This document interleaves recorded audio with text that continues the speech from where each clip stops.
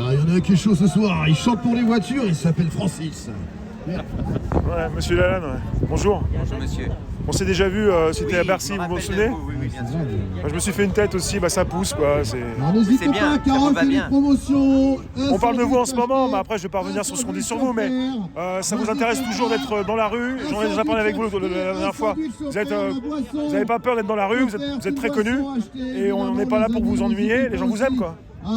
Ce serait bien que tous ceux qui passent à la télé, les politiques, soient comme vous, quoi, Je pense que ça simplifierait la lutte.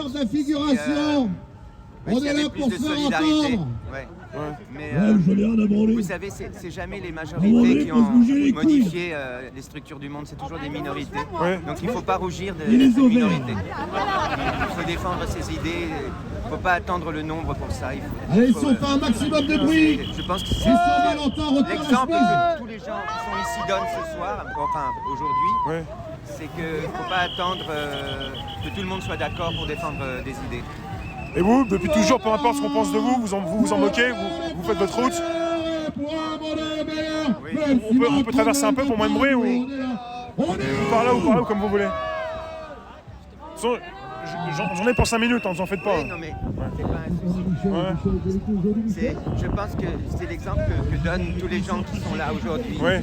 Et c'est un bon exemple de se dire qu'il ne faut pas attendre que tout le monde soit d'accord pour défendre une idée, une vérité. Ouais.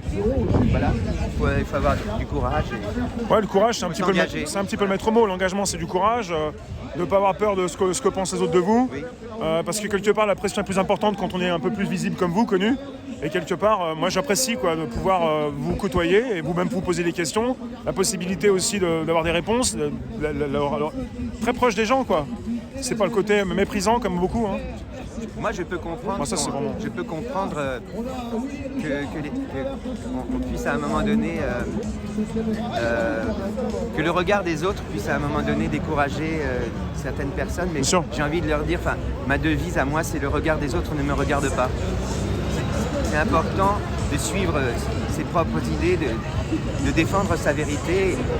Et c'est pas... Il ne faut pas attendre que le nombre soit là. Il faut le faire en temps réel quand on ressent quelque chose et qu'on a besoin de l'exprimer. Il ne faut pas se soucier du regard des autres. Parce que le regard des autres, il n'est pas tout le temps maître de lui-même. Vous voyez ce que je veux dire? Le regard des autres, c'est souvent un regard qui a été manipulé par les manipulateurs de l'inconscient collectif. Et donc, le regard des autres, il n'est pas aussi libre qu'une personne qui décide à un moment donné d'aller dans le sens de ses idées, de marcher dans le sens de ses idées, d'avancer avec ses idées vers les autres. Parce que voilà, on n'est pas là pour être tous d'accord, on est là pour échanger et ce désaccord à un moment donné qui va générer une controverse, une discussion, une dispute, c'est de cette discussion-là que jaillira la lumière. C'est pas en s'enfermant avec uniquement les personnes qui pensent comme nous. Il faut aller vers les personnes qui ne pensent pas comme nous et parler avec ces personnes. Et par rapport à ça, pour la télévision, vous avez toujours la possibilité d'être invité. On vous rappelle, ou je sais pas, vous n'êtes pas banni de la télévision comme certains, et vous connaissez ce monde hypocrite où ces personnes vont peut-être essayer de vous coincer. Vous savez ce que c'est. Mais ces personnes essaient de me coincer régulièrement et il y a des moments je suis plus ou moins capable d'affronter les meutes. De réagir, Ce sont des meutes. de quitter un plateau, de revenir ou de vous exprimer quand vous pouvez le faire. Ce sont des gens qui sont dans des logiques de meute. Ils ne sont pas là pour débattre, ils sont là pour abattre. C'est un jeu, parce qu'ils savent très bien ce que vous voulez dire, ils savent très bien ce que veulent dire les Français, mais ils veulent pas forcément l'entendre. C'est pas un jeu, ils sont en mission. Oui. Ils sont en mission pour la propagande au service du pouvoir. Ils sont payés pour ça. Ils sont payés pour ça. Et leur notoriété, ils l'ont obtenue comme ça. Donc ils sont à leur place et vous êtes à la vôtre. Donc quelque Voilà. part vous savez quand vous entrez dans la fosse Dans l'arène. dans l'arène, vous savez à quoi vous savez ce qui va se passer. Je pense que l'important, c'est pas toujours d'être au mieux de sa forme et Ouais. de triompher comme ça, comme Bayard au pont de Garigliano. Ouais. L'important, c'est même quand on est faible, quand on n'est pas en pleine possession de ses moyens, c'est de ne pas renoncer à combattre. Le courage, c'est pas ne pas avoir peur, le courage. Le courage, c'est être capable de surmonter sa peur et d'affronter les autres, Ouais. même à 1 contre 100. Ouais.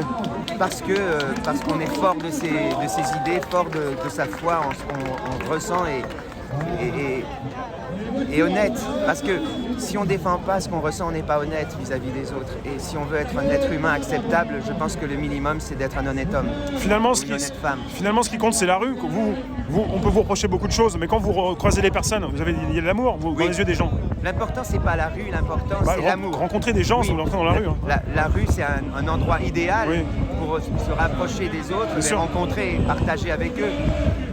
C'est pour ça aujourd'hui qu'on veut empêcher les gens d'aller dans la rue, de s'embrasser, de se rapprocher les uns des autres. C'est parce que le pouvoir, il craint ce que nous sommes en train de faire là. Oui. Il craint ce moment où on va se rapprocher des autres et on va échanger des idées et peut-être modifier l'inconscient collectif dans un sens qui n'est pas celui du pouvoir. Et c'est ça qu'ils craignent, et c'est pour ça qu'ils suppriment les bars, les restaurants. C'est parce que c'est dans les bars et les restaurants que se préparent les révolutions, c'est dans les lieux de réunion, c'est dans les salles de théâtre. Vous savez, on a déjà connu des périodes comme ça dans l'histoire. C'était toujours des périodes de fascisme. Hein. Par exemple, sous Louis-Philippe, les Philippards, ils ont fait fermer les théâtres parce qu'ils avaient peur de ce qu'on disait dans les théâtres. Après, bon, par exemple, sous Napoléon Ier, aucune pièce n'était montée dans un théâtre sans qu'elle soit validée par un comité qui dépendait de l'empereur. Sous Louis-Napoléon Bonaparte, pareil. Victor Hugo a écrit des textes magnifiques pour la réouverture des théâtres. On est en train de revivre le joug des Philippards, des salopards de Philippards ou de Vichy. Enfin, mais même pendant l'occupation allemande, viens là, Olive. Même pendant l'occupation allemande, les fachos allemands, eux n'ont pas fermé les théâtres. C'est un truc, c'est incroyable. C'est sans précédent. Non mais vous comprenez, c'est quelque chose qui s'est passé en France, qui est en train de se repasser en France. Et je comprends la gravité. Qui ne se passe nulle part ailleurs dans le monde. Or la France, c'est pas censé être ça, la France. Oui, la France, je vais vous laisser, La France, c'est... Merci copain. Oui. Merci. La France, c'est normalement un pays qui a toujours donné l'exemple du courage et du combat pour la liberté. Vous le voyez ici, quoi. Vous êtes dans votre élément. Je suis à ma place. Ouais. Je suis un parmi des milliers. Merci d'être là, Francis. Merci à vous, mes amis. Merci, monsieur Lalanne. Francis, je vais vous demander, vous en pensez quoi, vous, de la réaction de